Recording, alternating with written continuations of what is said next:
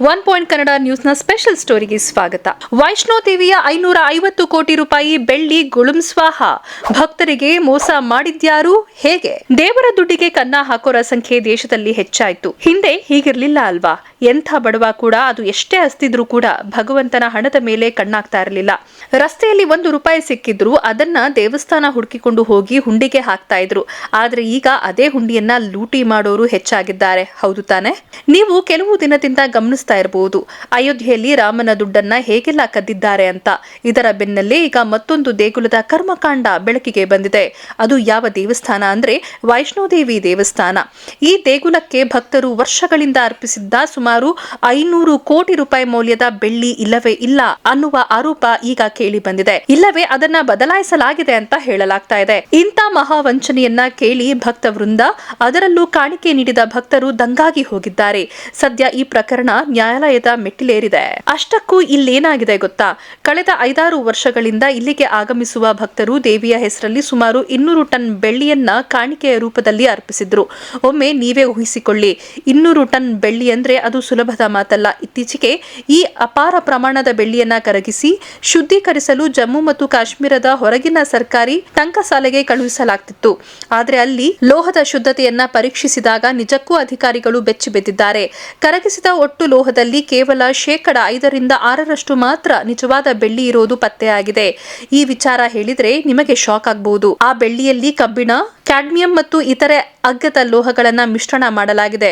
ಇನ್ನೊಂದು ಬೆಚ್ಚಿ ಬೀಳಿಸುವ ಸಂಗತಿ ಏನು ಅಂದ್ರೆ, ಕೆಲ ವರದಿಗಳ ಪ್ರಕಾರ ದೇವಾಲಯದ ದಾಖಲೆಯಲ್ಲಿ ಸುಮಾರು 70 ಕೆಜಿ ತೂಕದ ಬೆಳ್ಳಿಯ ವಸ್ತುವೊಂದು ಇತ್ತು. ಅದನ್ನ ಕರಗಿಸಿ ನೋಡಿದಾಗ ಅದರಲ್ಲಿ ಸಿಕ್ಕಿದ್ದು ಕೇವಲ 3 ಕೆಜಿ ಮಾತ್ರ ನಿಜವಾದ ಬೆಳ್ಳಿ.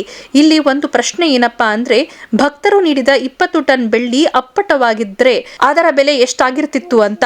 ಹೌದು, ಇವತ್ತಿನ ಬೆಲೆಯಲ್ಲಿ ಅದು 550 ಕೋಟಿ ರೂಪಾಯಿಯ ಬೆಲೆ ಬಾಳ್ತಾ ಇತ್ತು. ಆದ್ರೆ ಈಗ ಆಗಿರುವುದೇ ಬೇರೆ. ಇಲ್ಲಿ ಈ ಪ್ರಕರಣವನ್ನ 2 ರೀತಿಯಾಗಿ ನೋಡಲಾಗ್ತಾ ಇದೆ. ಅದೇನು ಅಂದ್ರೆ, ಭಕ್ತರು ದೇವಾಲಯಕ್ಕೆ ಬರುವ ಮುನ್ನ ಅವರಿಗೆ ವ್ಯಾಪಾರಿಗಳು ಮೋಸ ಮಾಡಿದ್ರ?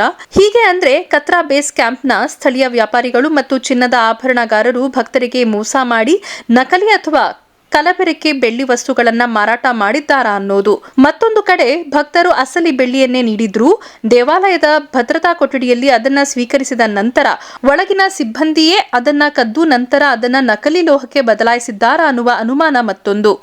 ಈ ವಿಚಾರವನ್ನ ಜಮ್ಮು ನ್ಯಾಯಾಲಯ ಗಂಭೀರವಾಗಿ ತೆಗೆದುಕೊಂಡಿದೆ. ಅಲ್ಲದೆ ತನಿಖಾಧಿಕಾರಿಗಳಿಗೆ ಎಲ್ಲ ಅಸಲಿ ದಾಖಲೆಗಳೊಂದಿಗೆ ಖುದ್ದಾಗಿ ಹಾಜರಾಗುವಂತೆ ಕಟ್ಟುನಿಟ್ಟಿನ ಆದೇಶ ನೀಡಿದೆ. ಇಲ್ಲಿ ಇನ್ನೂ ಒಂದು ಆತಂಕದ ವಿಚಾರ ಇದೆ. ಇಲ್ಲಿ ನಕಲಿ ಬೆಳ್ಳಿಯಲ್ಲಿ ಆಗಿರುವ ಪ್ರಮುಖ ಮಿಶ್ರಣ ಲೋಹ ಅಂದ್ರೆ ಕ್ಯಾಡ್ಮಿಯಂ. ಹೇಳಬೇಕು ಅಂದ್ರೆ ಇದು ಅತ್ಯಂತ ವಿಷಕಾರಿಯಾಗಿದೆ. ನಿಮ್ಗೆ ಗೊತ್ತಿರಲಿ, ಇದನ್ನ ಜಾಗತಿಕವಾಗಿ ಕ್ಯಾನ್ಸರ್ ಕಾರಕ ಲೋಹ ಅಂತ ವರ್ಗೀಕರಣ ಮಾಡಲಾಗಿದೆ. ದೇವಾಲಯದ ಕೊಠಡಿಗಳಲ್ಲಿ ಇವುಗಳನ್ನ ನಿರ್ವಹಿಸುವ ಕಾರ್ಮಿಕರು ಮತ್ತು ಟಂಕಸಾಲೆಯಲ್ಲಿ ಇವುಗಳನ್ನ ಕರಗಿಸುವ ಸಿಬ್ಬಂದಿಯ ಆರೋಗ್ಯದ ಮೇಲೆ ಇದು ತೀವ್ರ ದುಷ್ಪರಿಣಾಮ ಬೀರುವ ಆತಂಕವೂ ಇದೆ. ಇನ್ನು ಪ್ರಕರಣ ಬೆಳಕಿಗೆ ಬಂದು ವಿವಾದ ದೊಡ್ಡದಾಗ್ತಾ ಇದ್ದಂತೆ ಜಮ್ಮು ಕಾಶ್ಮೀರದ ಲೆಫ್ಟಿನೆಂಟ್ ಗವರ್ನರ್ ಮನೋಜ್ ಸಿನ್ಹಾ ಅವರು ದೇವಾಲಯ ಮಂಡಳಿಯ ತುರ್ತು ಸಮೀಕ್ಷಾ ಸಭೆ ನಡೆಸಿದ್ದಾರೆ. ಸಭೆಯಲ್ಲಿ ಹಲವು ಸಲಹೆ ಸೂಚನೆಗಳನ್ನ ನೀಡಿದ್ದಾರೆ. ಇನ್ಮುಂದೆ ದೇವಸ್ಥಾನಕ್ಕೆ ಬರುವ ಪ್ರತಿಯೊಂದು ಕೊಡುಗೆಯನ್ನ RBI ಮಾರ್ಗಸೂಚಿಗಳು ಮತ್ತು ತಂತ್ರಜ್ಞಾನದ ಆಧಾರದ ಮೇಲೆ ಕಟ್ಟುನಿಟ್ಟಾಗಿ ಪರಿಶೀಲಿಸಬೇಕು ಎಂದಿದ್ದಾರೆ. ಹಾಗೆ ದೇಣಿಗೆ ನಿರ್ವಹಣೆಯಲ್ಲಿ ಸಂಪೂರ್ಣ ಪಾರದರ್ಶಕತೆ ತರಬೇಕು ಅಂತ ಅಧಿಕಾರಿಗಳಿಗೆ ಆದೇಶ ಮಾಡಿದ್ದಾರೆ. ಈ ದೇವಸ್ಥಾನದಲ್ಲಿ ಆಗಿರುವ ಬೆಳ್ಳಿ ಅವ್ಯವಹಾರದ ಬಗ್ಗೆ ತನಿಖೆ ನಡೀತಾ ಇದೆ. ಇದರ ನಡುವೆ ಇಲ್ಲಿನ ವಿಶೇಷತೆ ಬಗ್ಗೆ ಒಂದಿಷ್ಟು ಹೇಳಿಬಿಡ್ತೀವಿ ಕೇಳಿ. ಜಮ್ಮು ಕಾಶ್ಮೀರದಲ್ಲಿ ಕಾತ್ರಾ ಪಟ್ಟಣದಲ್ಲಿರೋ ತ್ರಿಕುಟ ಬೆಟ್ಟದ ಮೇಲಿದೆ ಈ ವೈಷ್ಣೋದೇವಿ ದೇವಸ್ಥಾನ. ಹಿಂದೂಗಳ ಪವಿತ್ರ ಕ್ಷೇತ್ರ. ಇಲ್ಲಿಗೆ ಲಕ್ಷಾಂತರ ಜನ ಭೇಟಿ ಕೊಡ್ತಾರೆ. 700 ವರ್ಷಗಳ ಇತಿಹಾಸ ಹೊಂದಿರೋ ಇಲ್ಲಿ ಪ್ರಾಚೀನ ಕಾಲದಲ್ಲಿ ಮಹಾಕಾಳಿ, ಮಹಾಲಕ್ಷ್ಮಿ ಹಾಗೂ ಸರಸ್ವತಿಯ ರೂಪ ತಾಳಿದ ವೈಷ್ಣೋದೇವಿಯು ಧರ್ಮ ರಕ್ಷಿಸಿದವರು ಎಂಬ ನಂಬಿಕೆ ಇದೆ. ಅಲ್ಲದೆ ಮಾತಾ ವೈಷ್ಣೋದೇವಿಯು ದೇವಸ್ಥಾನದ ಮುಂದಿರುವ ಪವಿತ್ರ ಗುಹೆಯಲ್ಲಿ 9 ತಿಂಗಳು ವಿಶ್ರಾಂತಿ ಪಡೆದರು ಅಂತ ಕೂಡ ಹೇಳಲಾಗುತ್ತೆ. ಇಂಥ ಪವಿತ್ರ ಸ್ಥಳದಲ್ಲಿ ದೇವರ ಬೆಳ್ಳಿಯನ್ನು ಬಿಡದೆ ಗೋಲ್ಮಾಲ್ ಮಾಡಿದ್ದಾರೆ ಅಂದ್ರೆ ಇದಕ್ಕಿಂತ ನಾಚಿಕೆಗೇಡಿನ ಸಂಗತಿ ಮತ್ತೊಂದಿಲ್ಲ. ಇದು one point Kannada news special. ನಾಳೆ ಇಂಥದ್ದೇ ಒಂದು ವಿಶೇಷ ಸ್ಟೋರಿ ಜೊತೆ ಭೇಟಿಯಾಗೋಣ. ಅಲ್ಲಿವರೆಗೂ ನಮಸ್ಕಾರ.